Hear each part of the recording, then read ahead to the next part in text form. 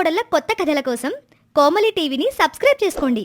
Notifications కోసం bell icon పై click చేయండి. ఈ రోజు మనం తెలుసుకోబోతున్న స్టోరీ వేసవిలో పచ్చని పొలంలో ముగ్గురు కోడళ్ల వంటగది. మే నెల, మండుటెండలు, ఉష్ణోగ్రత 46 డిగ్రీలు దాటింది. సిటీలో పవర్ కట్స్ వల్ల సూర్యకాంతం గారింట్లో ఉన్న 3 ఏసీల్లో 2 కాలిపోయాయి. ఇప్పుడు హాల్లో ఉన్న ఒకే ఒక్క ఏసీ మాత్రమే పనిచేస్తుంది. ఆ ఏసీ కింద ఒక పెద్ద చాప వేసుకొని దానిమీద సూర్యకాంతం, ఆమె 2 కోడళ్ళు విమల, కమల ఒకరినొకరు తోసుకుంటున్నారు. అత్తయ్యగారు, కాస్త జరగండి. మీ కొంగు నా మొహన్ పడుతుంది. పైగా ఏసీ గాలి నా దాకా రావట్లేదు. అసలు ఈ ఎండలకి నా ఫెయిర్నెస్ క్రీమ్ అంతా కరిగిపోతుంది.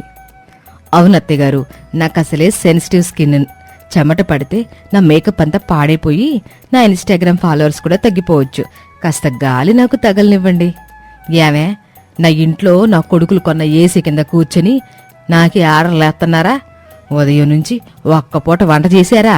ఆ చిన్నదే కాములే చూడండి, కిచెన్లో ఉడికిపోతా మన కోసం మజ్జి కలిపేస్తుంది. మీరేమో ఇక్కడ మొహరానులాగా ఏసీ కావాలంటున్నారు. రామారావు గారు, ఏమండి? రామారావు పేపర్తో విసురుకుంటూ అక్కడికి వచ్చాడు. ఏంటి కాంతం, ఏసీ పనిచేస్తుందిగా, మళ్ళీ ఎందుకు ఈ అరుపులు? ఏసీ పనిచేస్తే ఏంటండి? ఈ 2 కోడల మధ్య నేను ఊపిరి అడగ చేస్తున్నాను. వీళ్ళ గోల పడలేకపోతున్నాను. ఏదైనా ఉపాయం ఉంటే చెప్పండి. ఉపాయం ఒక్కటే ఉంది కాంతం. మన ఊరి పొలిమేరలో మనకో మామిడి తోట, పచ్చని పొలము ఉందిగా. అక్కడ చెట్ల మధ్యన గాలిబలి చల్లగా ఉంటుంది. అక్కడే పాతకాలం నాటి ఒక పెద్ద ఓపెన్ ఎయిర్ వంటగది, బయట వండుకునే స్థలం కూడా ఉంది. ఈ వారం రోజులు మనం సిటీని వదిలేసి అక్కడికి వెళ్ళిపోతే మంచిది. ఈ మాట వినగానే చిన్న కోడలు కోమలి కిచెన్లో నుంచి ఉత్సాహంగా బయటకొచ్చింది. భలే చెప్పారు మామయ్య గారు. పచ్చని పొలాల మధ్య మామిడి చెట్ల కింద వంట చేయడం అంటే నాకు చాలా ఇష్టం. నేను రెడీ. బాబోయ్, పొలంలోనా? అక్కడ ఏసీలుండవు, దోమలు కుట్టేస్తాయి. నేను రాను. అక్కడ వైఫై సిగ్నల్ ఉంటుందా అత్తయ్య గారు? నాకు స్నాప్చాట్ స్ట్రీక్స్ పోతాయి. నేను కూడా రాను. మీరిద్దరు రాకపోతే ఎక్కడే ఈ కాంక్రీట్ డబ్బాలో ఉడికిపండే. కరెంటాడు ఏసీ కూడా పీకేస్తాడు. కామలే, నువ్వు నా బట్టలు సర్దు, మనం వెళ్ళిపోదాము. వీళ్ళిద్దరికీ ఇక్కడ స్విగ్గీ కూడా రాదు, ఆకలికి మాడిపోతారు. అత్తగారి బెదిరింపు మాటలతో భయపడిన విమల, కమల కూడా అయిష్టంగానే లగేజ్ సర్దుకున్నారు. కారులో అందరూ ఊరి పొలిమేరల్లో ఉన్న రామారావు గారి పొలానికి చేరుకున్నారు. కారు దిగగానే ఒక్కసారిగా అందరినీ చల్లని గాలి అలా పలకరించింది. అబ్బా, రామారావు గారు ఎంత చల్లగా ఉందండి. అసలు ఇక్కడ ఏసీ అవసరమే లేదు. చెట్టు మధ్యలో ఒక పెద్ద అరుగులాంటి స్థలం ఉంది. దానిమీద ఒక మట్టి పొయ్యి, కట్టెల పొయ్యి, ఆ పక్కనే ఒక పెద్ద రోలు, రోకలి, రుబ్బురోలు అన్నీ ఉన్నాయి. అత్తయ్య గారు, ఇదా వంటగది. ఇక్కడ గ్యాస్ స్టవ్ ఏది? నాన్ స్టిక్ పాన్లేవి? ఈ మట్టి పొయ్యి మీద నేను వంట చెయ్యాలా? నా చేతులు పాడైపోతాయి. అయ్యో, ఇదంతా చాలా పాతకాలం లాగా ఉందే. సరే, get ready with me village kitchen edition అని ఒక్కొక్క లాగ్ చేసేస్తాను. ఏమే కమలా, ఫోన్ పక్కన ఎట్టవే. మీరిద్దరూ సిటీలో ఆ ఏసీ కిచెన్లో ఏదో ఉడకబెట్టి నాకు పెడుతున్నారు. ఇప్పుడు నేను మీకు ఒక టెస్ట్ పెడుతున్నా. ఈరోజు మధ్యాహ్నం భోజనం ఈ ప్రకృతి మధ్యలో మీ ఇద్దరే వండాలి. అది కూడా కట్లు పొయ్యి మీదే. రుచిగా లేకపోతే ఇద్దరికి రాత్రికి భోజనాలు. కోమలి ముందుకొచ్చి, అత్తయ్య గారు, వాళ్ళకి అవేం అలవాట్లేదు కదా, నేను కూడా సహాయం చేస్తానండి. నువ్వు ఊరుకోవే కోమలే, నీకు వంట వచ్చు నాకు తెలుసు గాని వీళ్ళిద్దరికీ అసలు రాదు. ఈరోజు వీళ్ళ టాలెంట్ ఏంటో చూడాలి నేను. మీరెళ్ళి రామారావు గారికి ఆ మామిడి చెట్టు కింద మంచం వేసి మజ్జిగ ఇయ్యండి. సూర్యకాంతం అక్కడే ఉన్న ఒక పెద్ద మంచం మీద కూర్చుని ఆర్డర్లు వేయటం మొదలుపెట్టింది. ఏమలా, నువ్వు ముందుగా మంట రాజబెట్టి అందులో ఆ కుండ పెట్టి అన్నం వండు కమలా. నువ్వెళ్ళి ఆ రోట్లో ఉల్లిపాయలు, పచ్చిమిర్చి దంచు. ఈరోజు గుత్తొంకాయ కూర చెయ్యాలి. విమల అయిష్టంగా మట్టిపొయ్యి దగ్గరకు వెళ్ళింది. అందులో కొన్ని కట్టెలు పెట్టి ఒక గీత గీసింది. మంట రాలేదు. ఒక పేపర్ పెట్టి అంటించింది. మంటొచ్చి వెంటనే ఆరిపోయి పొగ రావటం మొదలైంది. అత్తయ్య గారు, ఈ పొయ్యి పనిచేయట్లేదు. దీనికి ఆస్తమా వచ్చినట్టుంది. ఓన్లీ పొగొస్తుంది, మంట రావట్లేదు. దానికి కాదు ఆస్తమా, నీకు బుర్రలేదు. పొయ్యిలో మంట రావాలంటే గాలి వదాలి. గొట్టం తీసుకో, లేదా నోటితో గట్టిగూదు. విమల ముఖం దగ్గరగా పెట్టి గట్టిగా ఊదింది. నా ముఖం అంతా మాడిపోయింది. ఈ పొగ నా కళ్ళల్లోకి వెళ్తుంది. నేను వంట చేయను బాబాయ్. ఇక కమల వంతొచ్చింది. చేతిలో రోకలి పట్టుకుని కళ్లకు ఒక పెద్ద నల్లటి సన్ గ్లాసెస్ పెట్టుకుని రోలు దగ్గరికొచ్చింది కమల. ఏవే, వంట చేయమంటే కళ్ళద్దాలు పెట్టావేంటి? ఉల్లిపాయలు దంచితే కన్నీళ్ళు వస్తాయి కదా అత్తయ్య గారు, అందుకే ఈ గ్లాసెస్ పెట్టాను. పైగా నేనిప్పుడు లైవ్లో ఉన్నాను, నా మేకప్ పాడవకూడదు కదా. కమల రోకలి ఎత్తి ఒక్క దెబ్బ వేసింది. ఆ దెబ్బకి రోట్లో ఉన్న ఉల్లిపాయలు ఎగిరిపోయి సూర్యకాంతం తాళ మీద పడ్డాయి. నా నెత్తి మీద దంచుతావి ఏంటే? నీకు దన్నం తల్లే, నీ చేతి వంట తింటే నేను బ్రతకను కూడా బ్రతకను. కమలకు అర్థమైపోయింది తను వంట చెయ్యలేను అని. మెల్లగా చెట్ల చాటుకు వెళ్లి తన ఫోన్ తీసి లొకేషన్ ఆన్ చేసి స్విగ్గీలో 2 బిర్యానీలు, ఒక బటర్ చికెన్ ఆర్డర్ చేసింది. అమ్మయ్యా, వాడిక్కడికి ఫుడ్ తెచ్చేస్తాడు, అత్తయ్య గారికి మేమే ఉండమని అబద్ధం చెప్పేద్దాం అని ప్లాన్ వేసింది. ఓ అరగంట తర్వాత స్విగ్గీ డెలివరీ బాయ్ పొలంగట్టు దగ్గరికొచ్చి కమలకు ఫుడ్ ప్యాకెట్ ఇచ్చి వెళ్ళాడు. కమల ఆ ప్యాకెట్ పట్టుకుని దొంగతనంగా చెట్ల చాటు నుంచి కిచెన్ వైపు వస్తుంది. అప్పుడే మామిడి చెట్టు మీద ఉన్న ఒక పెద్ద కోతికి ఆ బటర్ చికెన్ వాసన తగిలింది. ఒక్క ఉదుటున కిందకు దూకి కమల చేతిలో ఉన్న ఫుడ్ ప్యాకెట్ లాక్కొని మళ్లీ చెట్టెక్కి కూర్చుంది. కమల భయంతో అరుస్తూ, బాబోయ్ అత్తయ్య గారు, కోతొచ్చి నా ఫుడ్ ఎత్తుకుపోతుంది. సూర్యకాంతం పరిగెత్తుకుంటూ వచ్చింది. ఏంటే ఇది? నువ్విక్కడ వంట చేయమంటే దొంగతనంగా సిటీ నుండి ఆన్లైన్ ఫుడ్ ఆర్డర్ చేస్తావా? చూసావా, ఈ ప్రకృతికి కూడా ఆ జంక్ ఫుడ్ నచ్చల, అందుకే ఆ కోతి నీకు బుద్ధి చెప్పింది. ఈరోజు మీరందరు పస్తులుండండి. ఇక సమయం మధ్యాహ్నం 1 గంట అయింది. అందరికీ ఆకలితో కడుపులో ఎలకలు పరిగెడుతున్నాయి. అప్పుడు కోమలి రంగంలోకి దిగింది.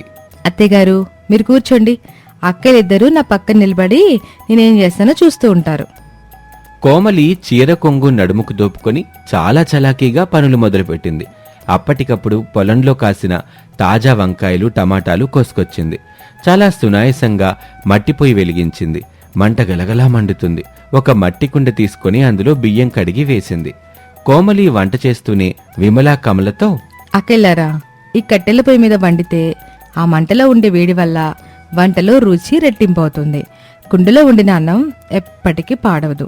మనం ఏసీ గదిలో కదలకుండా కూర్చుంటే రోగాలు వస్తాయి. ఇలా చెమట చిందిస్తూ ప్రకృతితో పనిచేస్తే అదే పెద్ద వ్యాయామం.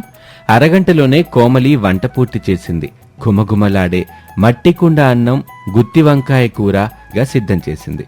ఆ వాసన చూస్తుంటేనే విమలా కమల నోట్లో నీళ్లూరాయి. పొలంలో ఒక పెద్ద వేప చెట్టు కింద చల్లని గాలి వీస్తూ ఉండగా అందరికీ అరిటాకులు వేసింది కోమలి.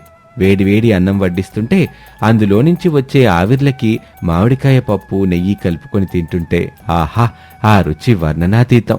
సూర్యకాంతం ఒక ముద్ద తిని కళ్ళు మూసుకొని ఆనందంగా తలూపింది.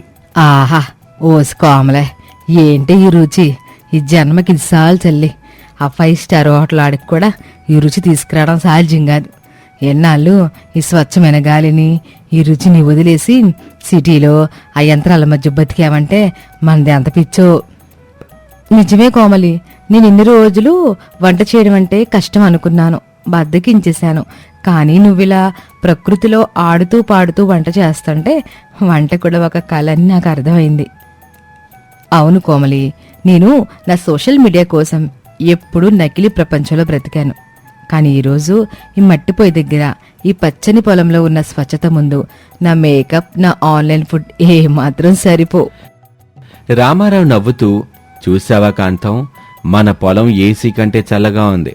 మన కోమలి వంట ప్రపంచంలోనే బెస్ట్. మన పెద్ద కోడలికి కూడా బుద్ధొచ్చింది.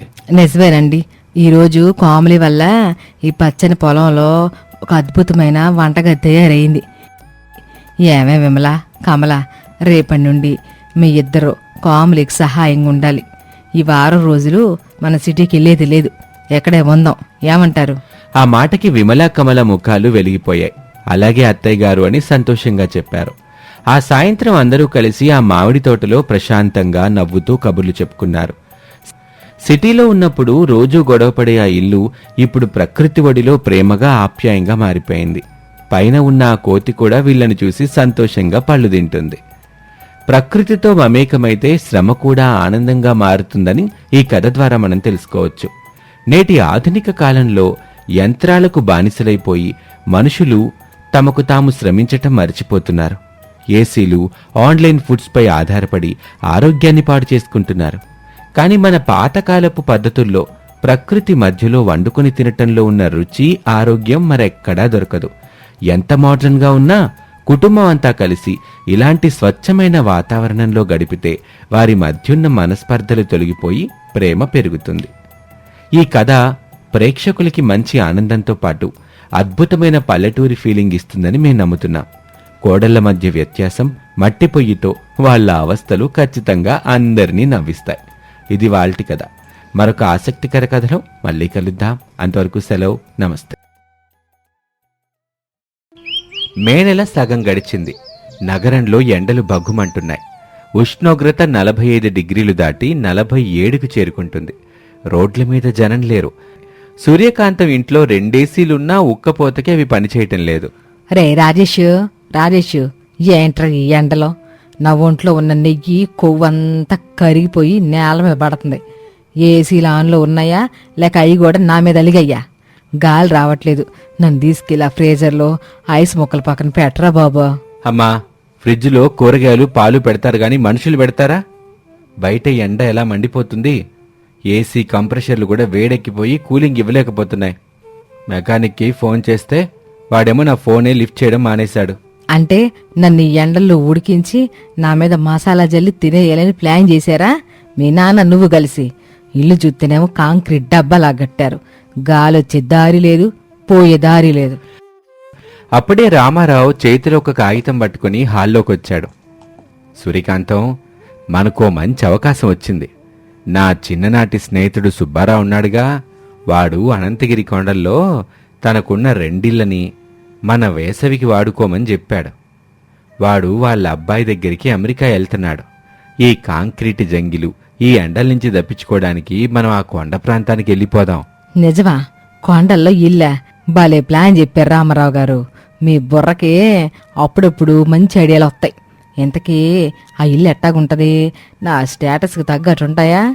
2 ఇళ్ళు 2 రకాలుగా ఉంటాయి కాంతం.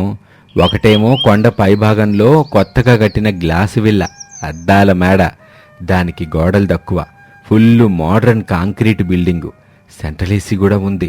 రెండోదేమో కొండ కింది భాగంలో ఉన్న పాతకాలం నాటి మట్టిల్లు, పైన ఎర్ర పెంకులుంటాయి. ఇంటి చుట్టూ 1 ఎకరం మామిడి, యాప చెట్ల తోట ఉంది. అందులో ఆలోచించడానికి ఏముంది? ఈ ఇంటికి నేను మహారాణి. ఆ కొండపైన ఉన్న అద్దాల మేడ నాది. దానికి అన్ని ఏసీలు, మోడర్న్ ఫెసిలిటీస్ ఉంటాయి. నేను అక్కడే ఉంటా. అద్దాలోంచి కొండలు చూసుకుంటా ఏసీ గలు పడుకుని పోతా. ఆ చెట్లు, పొట్టలు, దోమలు ఉన్న మట్టిల్లు కోమలికి రాజీ చేయండి. వాళ్ళకి ఆ పాతిల్లే కరెక్ట్. నాకు చాలా సంతోషం అత్తయ్య గారు. పచ్చని చెట్ల మధ్య పాతకాలం నాటి పెంకుటిల్లు అంటే నాకు చాలా ఇష్టం. నాకైతే ఎటువంటి అభ్యంతరం లేదు. నేను రాజేష్ అక్కడే ఉంటాం. అవునమ్మా, మట్టిల్లు చల్లగా ఉంటుంది. నువ్వు కూడా మాతో అక్కడికే వచ్చాయి. అద్దాల మేడెందుకు? చూశారా రామారావు గారు, వీడికి నేను సుఖపడ్డం ఇష్టం లేదు. నేను ఆ అద్దాల మేడలో ఏసీ వేసుకుని జ్యూస్ తాగుతుంటే నువ్వు ఆ పెంకుటింట్లో పాముల్ని దోమల్ని తోలుకుంటూ కూర్చోకోమలే. ఎవరి కర్మ ఆలది. పదండి రామారావు గారు, మన సూట్ కేసులు సర్దుకుందాం. మరుసటి రోజు ఉదయం అందరూ కారులో అనంతగిరి కొండలకు చేరుకున్నారు. ముందుగా కొండపైన ఉన్న అద్దాల మేడ దగ్గరకు వెళ్లారు. చూసావా కోమలి, నా ఇల్లు ఎట్ట మెరిసిపోతుందో? దాన్ని ప్యాలెస్ అంటారు. నేను ఎక్కడి నుంచి మా కాలనీ వాళ్ళందరికీ వీడియో కాల్ చేసి నా లగ్జరీ చూపిస్తా. నువ్వెళ్ళు, నీ పాత పెంకుటింట్లో వంట చేసుకో పో. కోమలి, రాజేష్ నవ్వుకుంటూ అక్కడి నుంచి 2 కిలోమీటర్ల దూరంలో ఉన్న వాళ్ళ మట్టి ఇంటికి కారులో వెళ్లిపోయారు. సూర్యకాంతం, రామారావు తమ లగేజీ తీసుకుని గ్లాస్ విల్లాలోకి అడుగుపెట్టారు. అంతా చాలా చల్లగా ఉంది. ఆహా, స్వర్గం అంటే ఇదే రామారావు గారు. నేను ఈ క్వశ్చన్ సోఫాలో పడుకుంటా. మీరెళ్ళి ఆ పెద్ద టీవీ ఆన్ చెయ్యండి. ఆ కోమలి దానంతట అదే ఆ పాతింట్లోకి వెళ్ళింది పిచ్చపిల్ల. అంతా బాగానే ఉంది అనుకున్న సమయంలో సరిగ్గా మధ్యాహ్నం 1 గంటకి ఒక్కసారిగా టప్మని సౌండ్ వచ్చి కరెంటు పోయింది. ఏసీలన్నీ ఆగిపోయాయి. అదేంటి కాంతం, ఏసీలు ఆగిపోయినాయి, టీవీ కూడా పోయింది. పవర్ కట్ అయినట్టుందిలే. కొండ ప్రాంతంగా అప్పుడప్పుడు ఇట్టాగే అవుద్ది. ఏముందలే, 10 నిమిషాల్లో వచ్చేసుద్ది.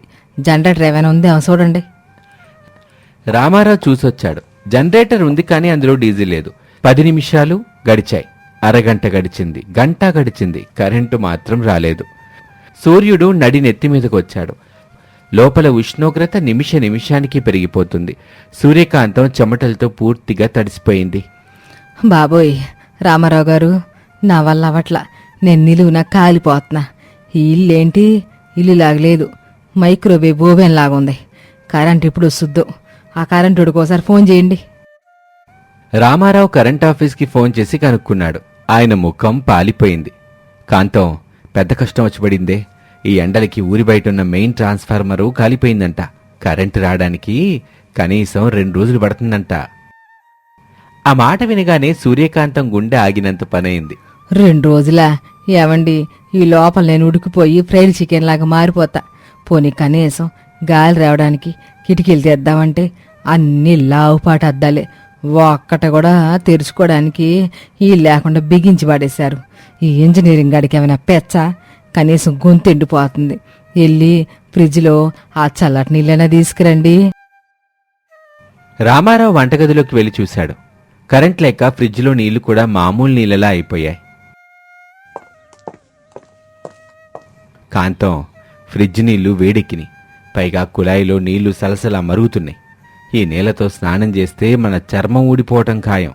ఆ నీళ్లలో బియ్యం వేస్తే ఆటోమేటిక్గా అన్నం ఉడికిపోయేలాగా ఉంది. సూర్యకాంతం అహంకారం, మోడర్న్ ఇల్లు అనే గర్వం అన్నీ ఆ ఎండకు కరిగిపోయాయి. అద్దాల మేడ ఎంత అందంగా ఉన్నా, ఎంత లగ్జరీగా ఉన్నా, కరెంటు లేకపోతే అది ఒక నరకమని ఆవిడికి అప్పుడు పూర్తిగా అర్థమైంది. నేను చచ్చిపోతున్నాను రామారావు గారు, ఇక్కడ ఒక్క క్షణం కూడా ఉండలేను. ఈ అద్దాల ప్యాలెస్కి వద్దండం.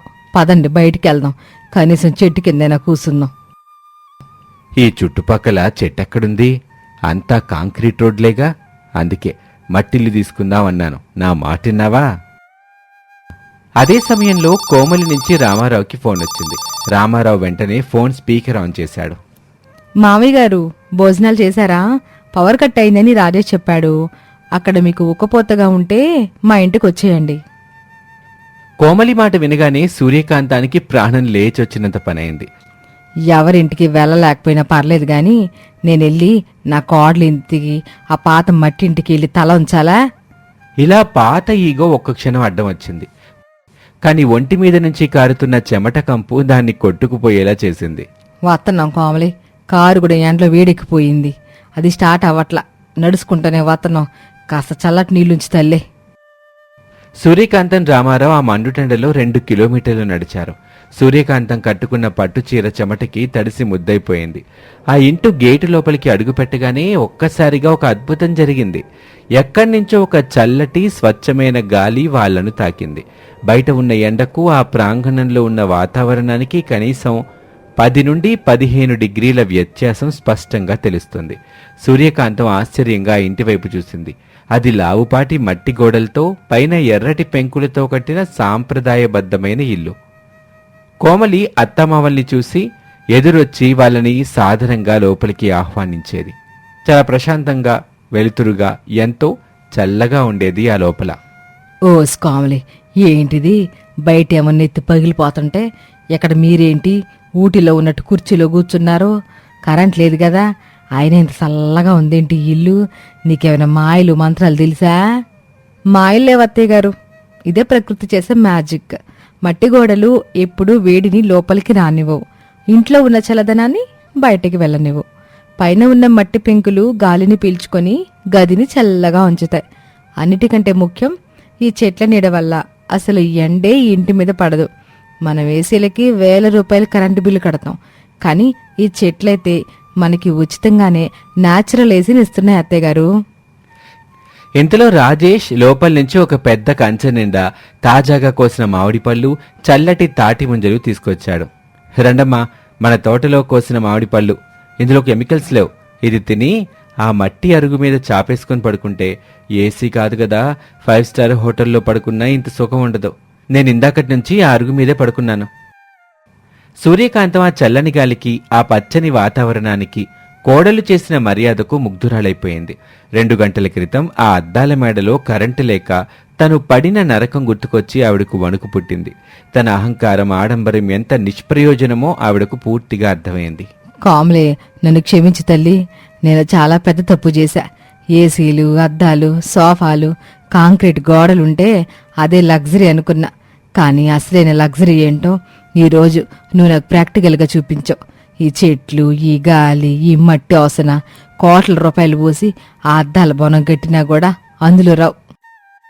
నిజమే కాంతం, మనం మోడర్న్ టెక్నాలజీ అని లగ్జరీ అని దాని వెనక పరిగెత్తి మన పాతకాలం నాటి జ్ఞానాన్ని పూర్తిగా మర్చిపోతున్నాం. మట్టిల్లంటే నామోషిగా ఫీల్ అవుతున్నాం. అందుకే ఈరోజు ఎండలకి ఇలా మాడిపోతున్నాం. కరెంటు పోతే మన బతుకులు శూన్యమైపోతున్నాయి.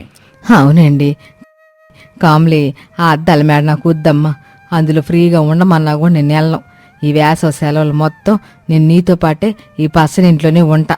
రేపటి నుంచి ఆ చెట్లకి నేను కూడా నీళ్లు పోతా. ఈ తోట పనులు నేను చూసుకుంటా. కావాలంటే మన రామారావు గారిని ఒక 2 రోజులు ఆ అద్దాల మేడలు వదిలేద్దాం. ఆయనకు కొంచెం ఒంట్లో కొవ్వు గరగాలే. రామారావు కంగారు పడుతూ, వద్దు బాబోయ్, నా కొవ్వు లేదు, ఏమీ లేదు. నేనిక్కడే ఈ మట్టి అరుగు మీద పడుకుంటాను. నన్ను మాత్రం ఆ ఓవెన్లోకి పంపబాకండి అనటంతో అందరూ గట్టిగా నవ్వుకున్నారు.